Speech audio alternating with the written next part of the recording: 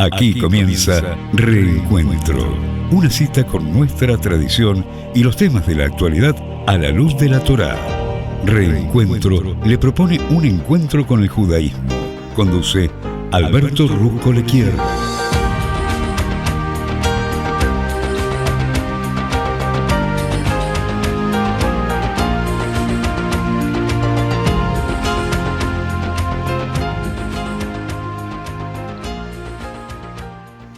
Muy buenas tardes, aquí Alberto Rusco Lequier. Los saludo nuevamente y les agradece, por supuesto, por estar conmigo en este encuentro que edita el Reencuentro, un programa que hacemos aquí desde la querida Radio High, desde la ciudad de Buenos Aires hacia todo el mundo. Gracias por estar compartiendo conmigo para que la invitación a beber en los exquisitos e inagotables manantiales de sabiduría de la Torá sea una realidad y salgamos de este encuentro mucho, pero mucho más ricos que cuando lo hemos comenzado.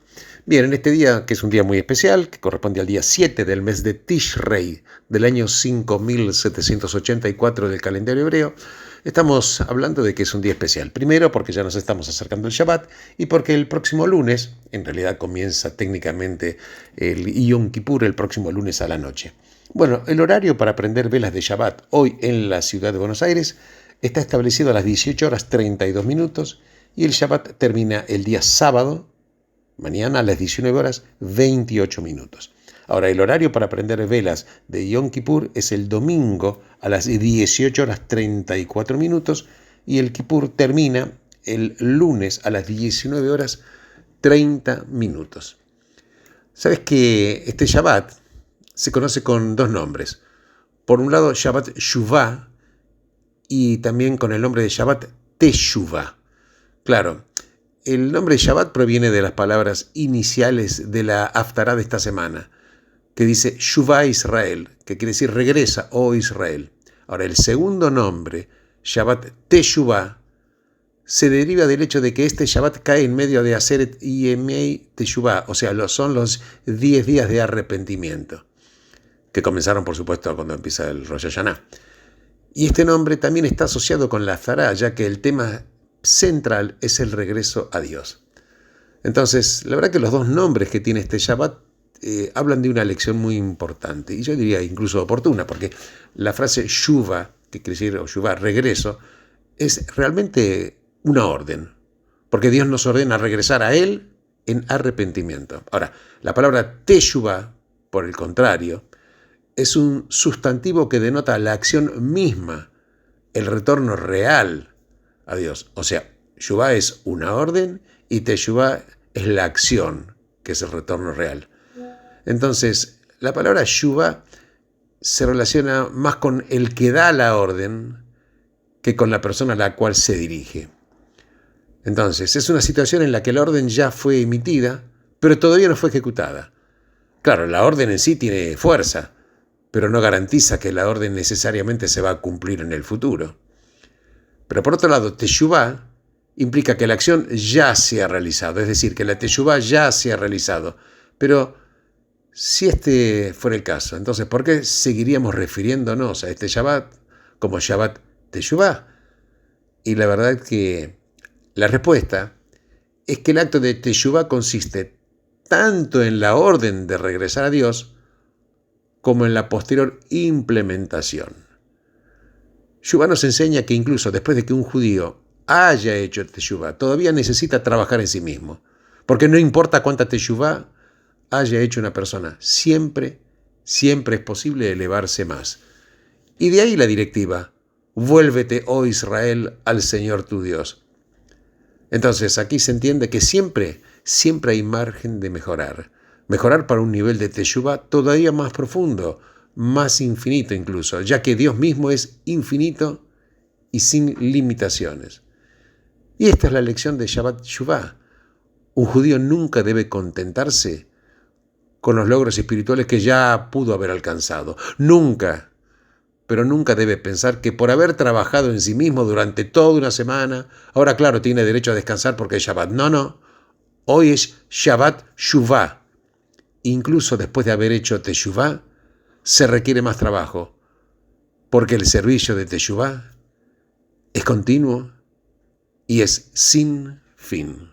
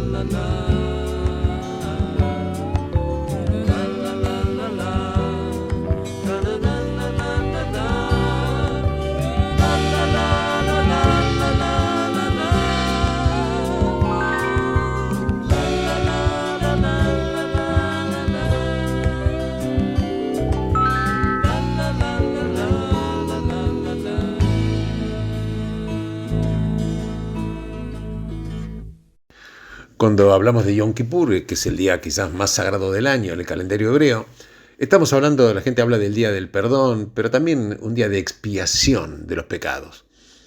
Claro, con respecto a la expiación de los pecados en Yom Kippur, pues es que hay una discusión muy interesante en el Talmud.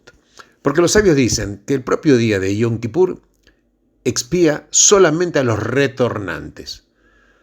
Pero Rabbi Yehuda disiente y sostiene que tanto haya hecho teshuvá, o sea, una persona se haya arrepentido y retornado a Dios, y su camino de vida o no se haya arrepentido, el día de Yom Kippur expía porque el propio día expía.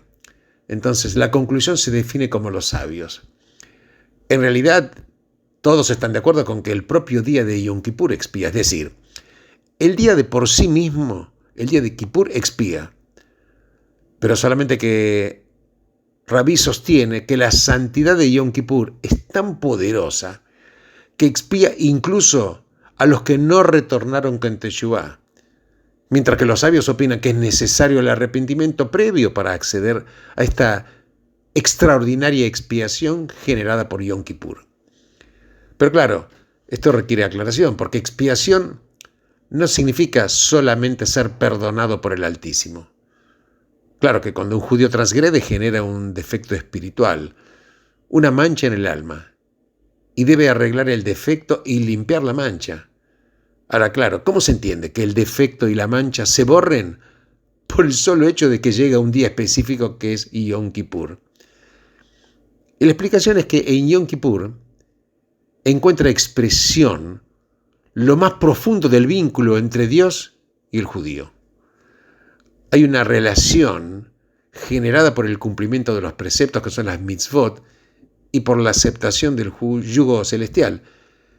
Porque claro, la predisposición a cumplir con la voluntad divina genera el vínculo entre el judío y su creador. Y cuando cumple con los mandatos de Dios, se liga a el creador. Claro, pero superior a ello es el grado de relación que se expresa a través de la teshuvá, que es el retorno al creador. Claro, uno se pregunta, ¿en qué consiste la teshuvá? Se trata de un hombre que se liberó del yugo de los preceptos y con ello parecería que desconectó su vínculo con el Altísimo. Si es así, ¿por qué de repente decide retornar a Dios? Y claro, lo que ocurre es que la Teshuvá revela que en esencia, finalmente él seguía conectado con Dios, incluso cuando actuó contra su voluntad, transgrediendo los preceptos de la Torá. Claro, este punto de unión interior que perduró en él, esto es lo que lo mueve y motiva a volver a conectarse con el Creador a través de la Teshuvá. Pero incluso este vínculo que se expresa en el proceso de Teshuvá no es el fin de la historia. De alguna manera también el vínculo que mueve a la Teshuvá tiene algún tipo de condicionamiento, porque está limitado a la intensidad del arrepentimiento. Pero hay un nivel de unión más profundo todavía, es el lazo de esencia. O sea, es un lazo que no está generado por factores externos. Es el lazo de esencia entre el alma del judío y el Creador. Porque el alma que poseemos en nuestro fuero íntimo es una parte de Dios en lo alto, tal cual. Y ella está unida permanentemente con la fuente y con su raíz. Y este vínculo, claro, no está afectado por nuestra conducta y por nuestras transgresiones. Se encuentra en todo judío por la propia naturaleza del alma. No hay pecado que pueda dañarlo, solo que durante el año este lazo está oculto y tapado en lo profundo del corazón.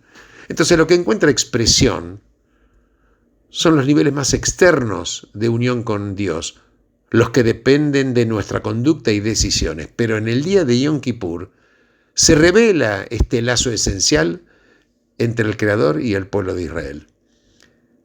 Y este es el significado del concepto el propio día expía. Porque en el día de Yom Kippur, cuando este vínculo de unión interior se revela, se borran automáticamente todos los defectos y todas las manchas generadas por el pecado. Este día revela que cada judío está conectado al Creador con un vínculo imposible de destruir. Por lo tanto, cuando este vínculo sale a flote, no existen pecados. Desaparecen automáticamente, salvo quien transgrede los preceptos del propio Yom Kippur, por ejemplo, rompiendo el ayuno. Y esto encuentra su expresión principalmente en la plegaria de Neilá, que es la oración de cierre de todas las plegarias de Yom Kippur, porque ahí se encierran, por así decirlo, Dios con su pueblo, a solas. Y en este encuentro, nadie, pero nadie puede perturbar esta unión absoluta y total.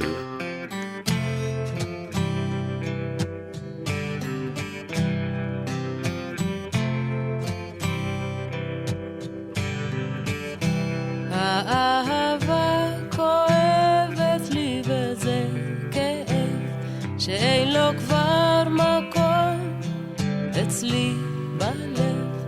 אצלי בלב צפוף בכל דבר שלא ממש נחוץ לי מיותר ולא נחוץ לי עוד כעת לזכור שאחרי החום מגיע קור שרוך נמתח ומתקשח וכופה והיפה לא לתמיד נשאר יפה והירוק המלבלב הלא ייבול כי בכיוון אחד הולך הכל האהבה כואבת לי וזה כאב שאין לו כבר מקום אצלי בלב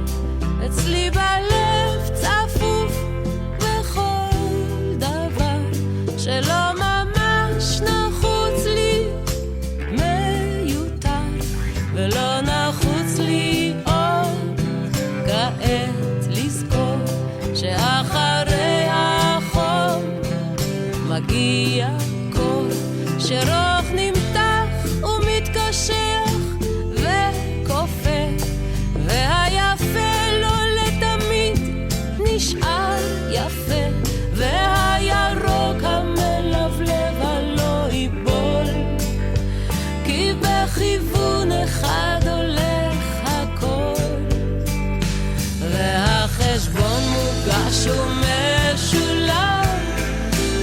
בלב צפוף מדי בשביל כולם, וגם לחוץ מאוד לי קצת שלווה, ואי אפשר שעוד תכאב לי אהבה.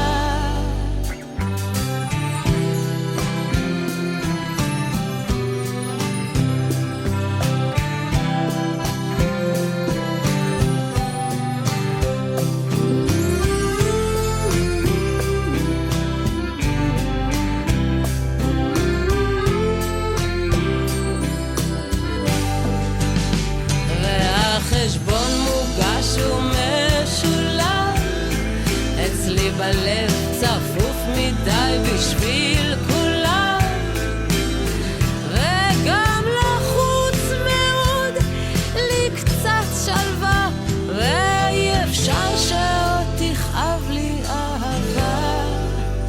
לא, אי אפשר שעוד תכאב לי אהבה. האהבה שאין לו כבר מקום אצלי בלב.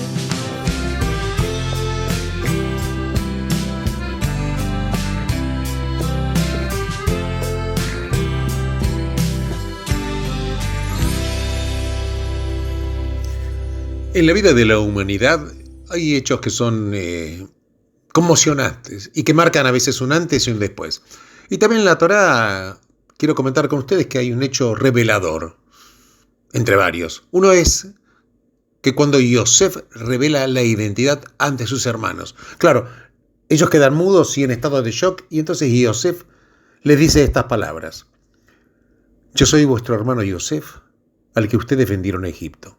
Y ahora no estén angustiados ni enojados con vosotros mismos por haberme vendido aquí, porque fue para salvar vidas que Dios me envió delante de ustedes. No fueron ustedes los que me enviaron aquí, sino Dios. Y esto está concretamente en Bereshit, en el libro de Génesis. Ahora, este es un registro de un momento conmocionante en la historia. ¿Por qué? Porque es el primer momento en el cual un ser humano perdona a otro. La verdad que hay una enseñanza que dice que Dios había otorgado un perdón antes de este episodio, pero no siguiendo el sentido llano del texto. Por ejemplo, el perdón brilla por su ausencia en los relatos del diluvio, en la Torre de Babel, en Sodoma. Cuando Abraham, por ejemplo, reza en favor del pueblo de Sodoma, no le pidió a Dios que lo perdone. Él pidió que la propuesta de él se refería a la justicia, no al perdón. Y dice, quizás habría personas inocentes allí, 50 o al menos 10 justos. Habría sido injusto que murieran. Entonces lo meritorio sería salvarlos. Así dice Abraham. Pero claro, eso es totalmente diferente a pedirle a Dios que los perdone. Pero en cambio Yosef perdonó. ¿Sabes que esta es la primera vez en la historia? Y aquí podemos decir que nace el perdón. Pero la Torá da a entender que los hermanos no entienden totalmente el significado de las palabras, porque él no pronuncia explícitamente la palabra perdonar. Les dijo que no se angustiaran, porque le dice, no fueron ustedes sino Dios. Entonces le dijo que su acción resultó de alguna manera positiva, pero en teoría todo esto sería compatible con hallarlos culpables y merecedores del castigo. Es por eso que la Torá cuenta otro evento años más tarde, después de la muerte de Jacob. Los hermanos piden tener una reunión con Yosef, temiendo que ahora él se vengara. Y por eso prepararon este relato que dice, enviaron un mensaje a Yosef diciendo, tu padre dejó estas instrucciones antes de morir. Esto es lo que deben decirle a Yosef. Pido que él los perdone por los pecados y maltratos que han cometido. Ahora, por favor, perdona los pecados de los servidores del Dios de vuestro padre. Cuando recibió el mensaje, Yosef lloró. Esto está escrito en el Génesis también. Lo que ellos dijeron fue una mentira piadosa, pero Yosef entendió por qué fue. Los hermanos usaron la palabra perdonar, y es la primera vez que aparece en la Torá, porque todavía no tenían la certeza de lo que quiso decir Yosef. ¿Es posible que alguien que haya sido vendido como esclavo pueda perdonar? Yosef lloró porque sus hermanos no lograron comprender que él los había perdonado tiempo atrás. No estaba enojado Yosef, no estaba resentido ni con deseo de venganza. Él había dominado las emociones y reformulado la comprensión de los hechos. Claro, el perdón no aparece en todas las culturas. No es una cualidad humana universal, ni siquiera es un imperativo biológico. Y vos sabés que hay un escritor norteamericano, David Constant, que escribió un libro que se dice Antes del perdón, los orígenes de una idea moral. Y ahí precisamente Constant dice que no existía el concepto del perdón en la literatura griega antigua. Había otra cosa, muchas veces confundida con el perdón, que era el aplacamiento de la ira. Claro, cuando una persona provoca un daño a otro, la víctima se enfurece y busca vengarse. Y esto es peligroso para el causante y podría intentar calmar a la víctima y olvidarse del asunto. Pueden esgrimirse diversas excusas, no fui yo, fue otro, o sí, bueno, fui yo, pero no lo pude evitar. Bueno, o efectivamente, sí, fui yo, pero en el pasado te he hecho tanto bien que este hecho insignificante puedes dejarlo pasar. La verdad que, alternativamente, o junto con estas estrategias, el causante del dolor puede rogar, argumentar o realizar algún ritual de degradación o de humillación. Y es la manera de decirle a la víctima, mira, realmente no soy una amenaza para vos. Hay una palabra griega que se llama sugnome. A veces se traduce como perdón, pero en realidad significa exculpación o absolución. No es que te perdoné por lo que hiciste, sino que comprendo por qué lo hiciste. No pudiste evitarlo. Las circunstancias estaban fuera de tu control, o alternativamente, no tengo por qué vengarme porque, dada tu actitud, me has demostrado el respeto adecuado. Entonces mi dignidad ha sido restablecida. Vos sabés que hay un ejemplo clásico de una situación de apaciguar o apaciguamiento de la ira en la Torá. El comportamiento, por ejemplo, de Jacob frente a Esav cuando se encuentran después de una larga separación. Este es el ejemplo. Jacob huye de su casa al escuchar de Raquel la intención de Esav de matarlo luego de que Isaac fallece. Claro, antes del encuentro Jacob le envía un importante obsequio de ganado y le dice, yo lo aplacaré con el obsequio que va antes de mí y después veré su rostro. Quizás me acepte. Esto está escrito en el Génesis. Entonces cuando los hermanos se encuentran, Jacob se inclina ante Esav 7 veces.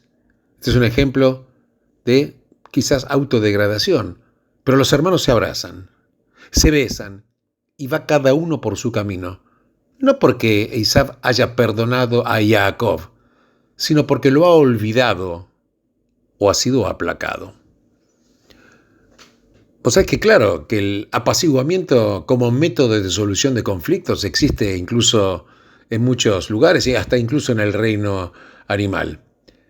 Pero, o sea, que existen conductas de apaciguamiento que pueden ser existentes desde los orígenes de la humanidad. Pero no así el perdón.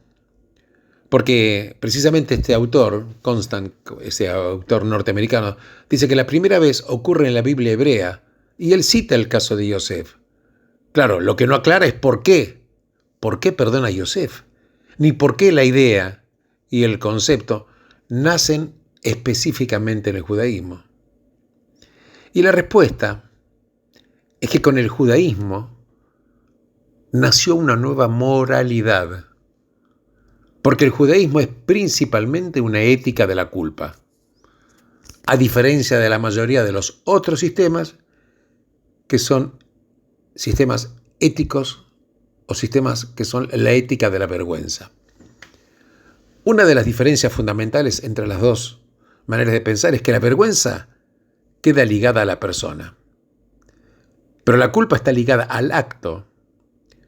En las culturas de la vergüenza, cuando una persona comete un acto reprobable, esa persona queda marcada, manchada, profanada. Pero en las culturas de la culpa, Lo que está mal es el acto, no el causante, no el pecador, sino el pecado. Y entonces la persona mantiene su valor fundamental. El alma que nos has dado es pura, así decimos en los rezos. Es el acto el que debe ser corregido. Es por eso que en las culturas de la culpa hay procesos de arrepentimiento, de expiación y de perdón.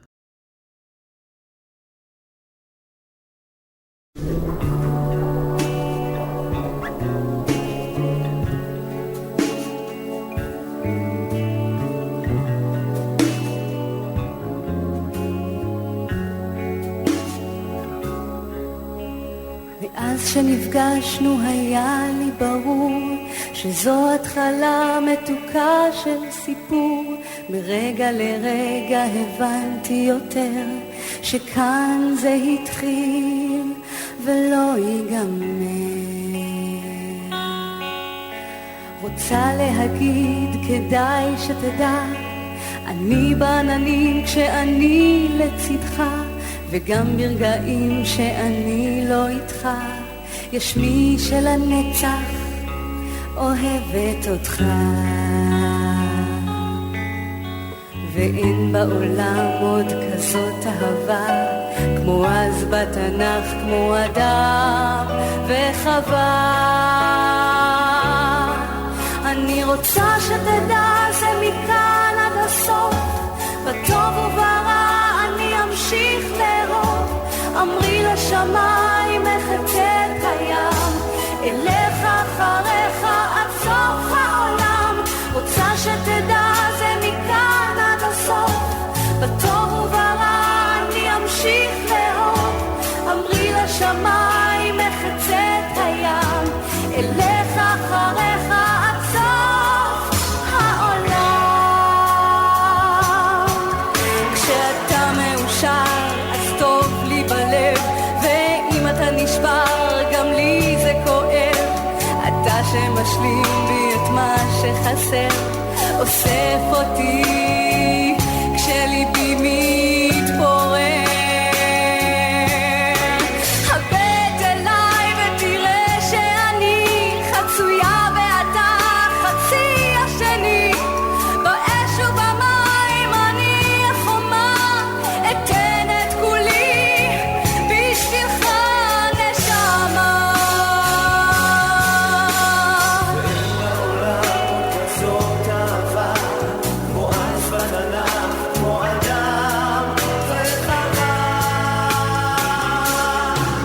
אני רוצה שתדע זה מכאן עד הסוף, בטוב וברע אני אמשיך לאהוב. אמרי לשמיים מחצה את הים, אלך אחריך עד סוף העולם. רוצה שתדע זה מכאן עד הסוף, בטוב וברע אני אמשיך לאהוב. אמרי לשמיים מחצה את הים, אלך אחריך עד סוף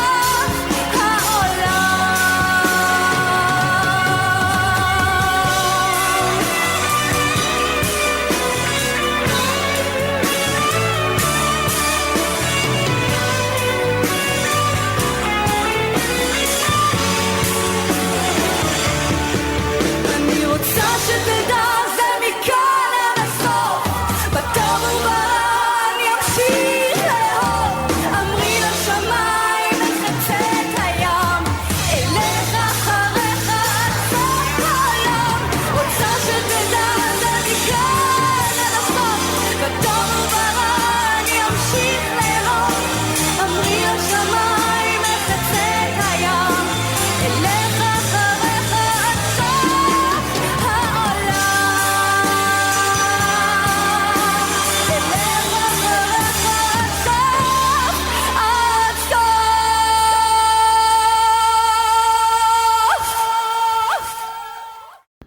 Bueno, continuando con el tema, te vuelvo a repetir. En las culturas de la culpa hay procesos de arrepentimiento, de expiación y de perdón. Y esto es lo que explica el comportamiento de Yosef desde que aparecieron sus hermanos en Egipto por primera vez, hasta el punto en la parashá de que estamos relatando, donde revela su identidad. y perdona a sus hermanos. Claro, es un caso de libro. El hecho de brindar a sus hermanos un curso de expiación, el primero en la literatura. Y Yosef le está enseñando, y la Torá nos enseña a todos nosotros, lo que es ganarse el perdón. Vamos a recordar lo ocurrido. Primero los acusa de un crimen que no han cometido. Esto lo hace Yosef a sus hermanos. Les dice que son espías. Los encarcela durante 3 días. Después toma a Simón de rehén y les dice que deben volver a su hogar y traer consigo a Benjamín, que es el hermano menor. En otras palabras, Yosef los obliga a reproducir la escena en la cual vuelven a enfrentar a su padre con la ausencia de uno de sus hermanos, que es Yosef. Fíjate qué dice entonces el libro Génesis respecto de esto. Dice, se dijeron uno al otro, ciertamente merecemos ser castigados debido al episodio de nuestro hermano. Nosotros vimos cuán angustiado estaba cuando nos rogó por su salvación, pero no quisimos escucharlo. Y es por eso que esta angustia ha descendido sobre nosotros. Ellos no advirtieron que Yosef entendía todo lo que hablaban porque estaba usando un traductor. Esta es la primera etapa del arrepentimiento. ¿Cuál es la primera etapa del arrepentimiento? Admitir que uno obró mal. Y los hermanos admitieron que obraron mal. Y luego del segundo encuentro, Yosef hace que coloquen su copa de plata en el saco de Benjamín o de Binyamin. Claro, se descubre esta prueba incriminatoria y los hermanos son traídos de vuelta. Les dicen que Binyamin o Benjamín debe ser retenido como esclavo. ¿Qué dice Génesis, el libro Génesis? Dice, ¿qué podemos decir a mi señor? Replica Judá. ¿Cómo podemos demostrar su inocencia? Dios ha descubierto la culpabilidad de vuestros servidores. Somos ahora los esclavos de mi señor. Todos nosotros y el que tuvo la copa. Pues es que esta es la segunda etapa de arrepentimiento, porque por último confiesan. Entonces, más que eso, los hermanos admiten la responsabilidad colectiva. Y esto es importante, porque cuando los hermanos vendieron a Yosef, fue Judá el que lo propuso con la complicidad de todos los demás, salvo Rubén. Entonces, por último, en el momento culminante de la historia, Judá mismo dice, entonces permítame permanecer aquí como esclavo en lugar del muchacho, déjelo volver con sus hermanos. Entonces, fíjate, Judá, quien vendió a Yosef como esclavo, está dispuesto a entregarse con tal de que sea liberado su hermano Binyamin. Esto es lo que los sabios y Maimónides definen como el arrepentimiento completo. O sea, cuando las circunstancias se repiten y tiene la posibilidad de repetir la acción, pero no hace la repetición, no repite la acción. ¿Por qué? Porque cambió, ha cambiado. Entonces, ahora sí Yosef puede perdonar, porque sus hermanos, liderados por Judá, han pasado por las 3 etapas del arrepentimiento. ¿Cuáles son las 3 etapas del arrepentimiento? Primero, admitir la culpa. Segundo, confesar. Y tercero, cambiar la conducta. Repito, admitir la culpa, confesar y cambiar la conducta. El perdón solamente existe en la cultura en la que existe el arrepentimiento, porque el mismo presupone que somos entes libres y moralmente responsables capaces de cambiar, y específicamente cuando reconocemos que hemos hecho algo que está mal y de lo cual somos responsables y que no lo volveremos a hacer. Claro, la posibilidad de que esta transformación fuera factible, por ejemplo, en la Grecia antigua, yo diría incluso en cualquier otra cultura pagana, sencillamente no existía. Grecia, por ejemplo, era una cultura de vergüenza y honor que giraba sobre el concepto de carácter y destino. Pero el judaísmo, en cambio, es la cultura del arrepentimiento y perdón, cuyos conceptos centrales ¿cuáles son? La voluntad y la elección. La idea del perdón fue adoptada por el cristianismo, haciendo que la ética judeo-cristiana fuera el vehículo principal del perdón en la historia. Entonces, arrepentimiento y perdón no son solamente ideas entre muchas otras. Transformaron la situación humana, porque por primera vez el arrepentimiento estableció la posibilidad de no estar condenado eternamente a repetir el pasado. Pues escuchaste la importancia de esto, ¿no? No estamos condenados a eternamente a repetir el pasado, porque cuando mi arrepentimiento existe y es real, y yo cuando me arrepiento muestro que puedo cambiar, porque el futuro no está predestinado. Puedo hacer que sea distinto a lo que podría haber sido. El perdón nos libera del pasado. Rompe la irreversibilidad de la reacción y la venganza. Es el acto de deshacer lo ya hecho. Y la humanidad cambió el día que Yosef perdonó a sus hermanos. Porque cuando perdonamos y somos dignos de ser perdonados, ya no somos prisioneros del pasado. Ya no somos prisioneros del pasado.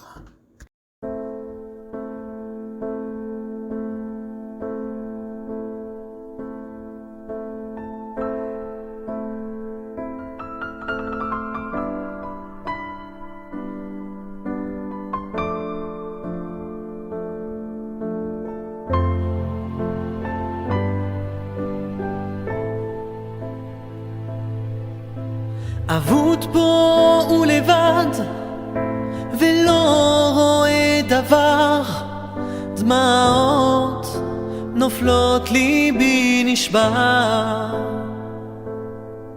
האחד והיחיד נפחת נשמתי, אנא קבל את סליחתי. תראה סליחה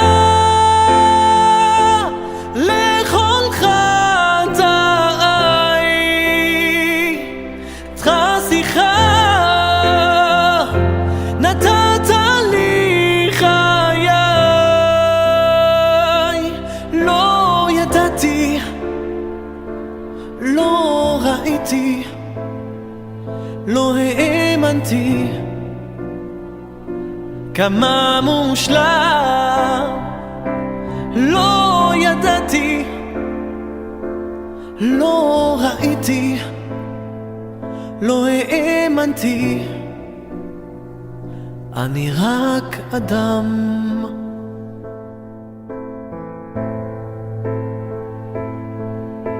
Perdu sans ta présence, aveuglé par l'ignorance, toutes mes larmes traduisent ma souffrance. Je sens ton absence, mon cœur, mon âme sans essence. Aujourd'hui, accorde-moi ta clémence. Pardonne-moi mes erreurs, mes faux pas. Pardonne-moi, quel homme n'en fait pas. Je ne savais pas, je ne voyais pas, je ne croyais pas assez en toi. Je ne savais pas, je ne voyais pas ce qui était caché en toi.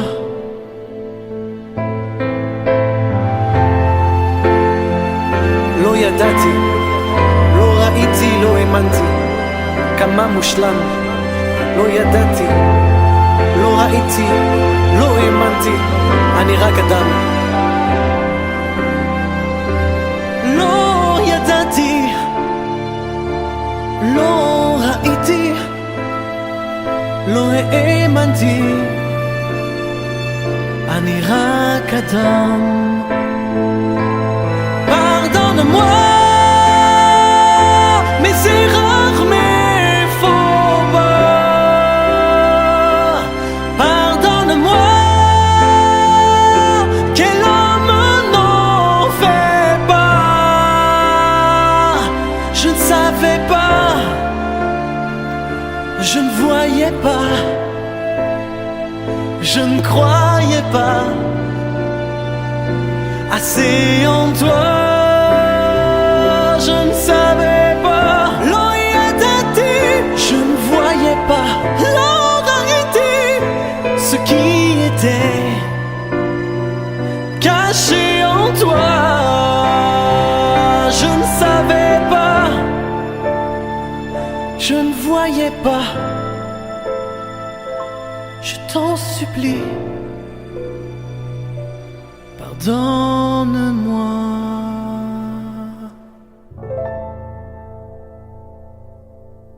Ya me están quedando muy pocos minutos para este programa. Y claro, estamos hablando de un tema tan fundamental, porque a la gente le resulta muchas veces imposible perdonar. Uno puede preguntarse, yo puedo perdonar, pero ¿qué pasa con mi padre o mi abuelo a quien asesinaron o metieron en la cárcel? Entonces, la verdad que me doy cuenta que tenemos que ser capaces de movernos desde una cultura orientada al pasado hacia una cultura orientada hacia el futuro. Porque no hay que preguntarse qué pasó con nuestros abuelos solamente. Tenemos que preguntarnos qué tipo de mundo queremos crear para nuestros nietos. Y esto no significa olvidar, no, de ninguna manera. Perdonar no significa olvidar. Significa vivir con el pasado, pero no vivir en el pasado. Porque esto es una visión orientada hacia el futuro y es la que nos permite perdonar por el bien de nuestros hijos en vez de vivir en el pasado. Yo les agradezco enormemente haber compartido conmigo este programa Reencuentro.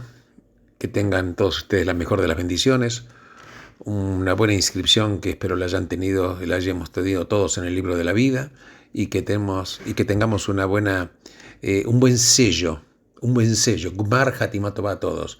Benditos sean todos ustedes en el lugar en el cual se encuentren y Shabbat Shalom Umeboraj. Nos volveremos a reencontrar, Dios mediante, la próxima semana.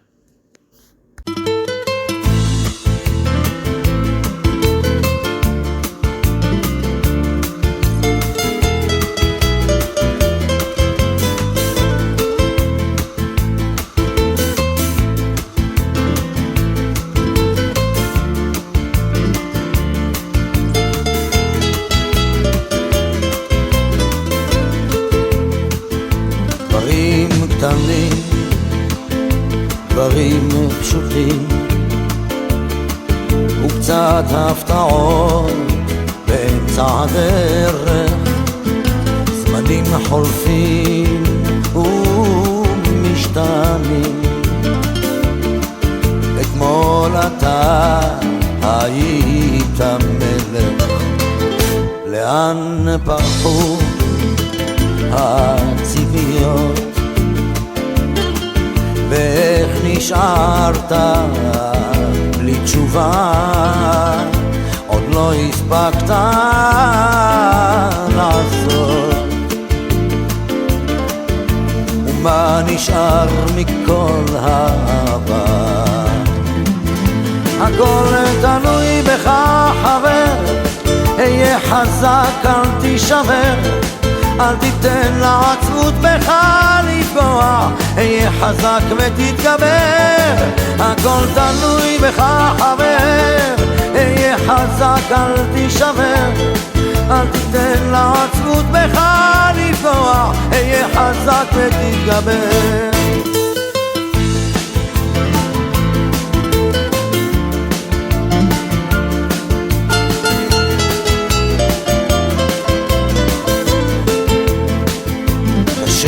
לראות, אך לפעמים גלגל נסגר באמצע הסיפור, ואין כבר כוח לגופך יותר למשוך. יכולת לוותר אבל לך אסור. הכל תלוי בך חבר, היה חזק אל תישבר, אל תיתן לעצמות בך לפגוע, היה חזק ותתגבר. הכל תלוי בך חבר, היה חזק אל תישבר, אל תיתן לעצמות בך לפגוע, היה חזק ותתגבר. המסקנה חבר, אסוף את כל הכוח, קל יותר לדבר כשהפחד משתחרר. למרות הכל אתה מבין שזו הדרך, היה חזק חבר, היה חזק.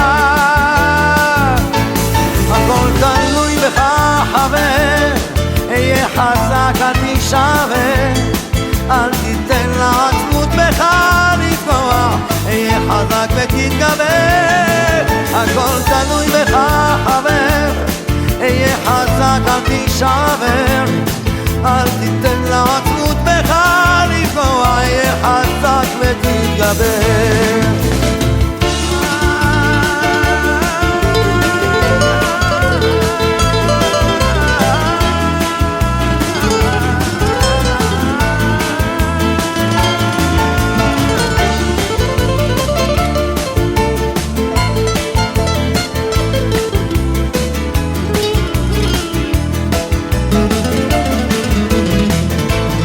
הכל תלוי בך חבר, היה חזק אל תישבר, אל תיתן לעצמות בך לפגוע, היה חזק ותתגבר. הכל תלוי בך חבר, היה חזק אל תישבר, אל תיתן לעצמות בך לפגוע, היה חזק ותתגבר.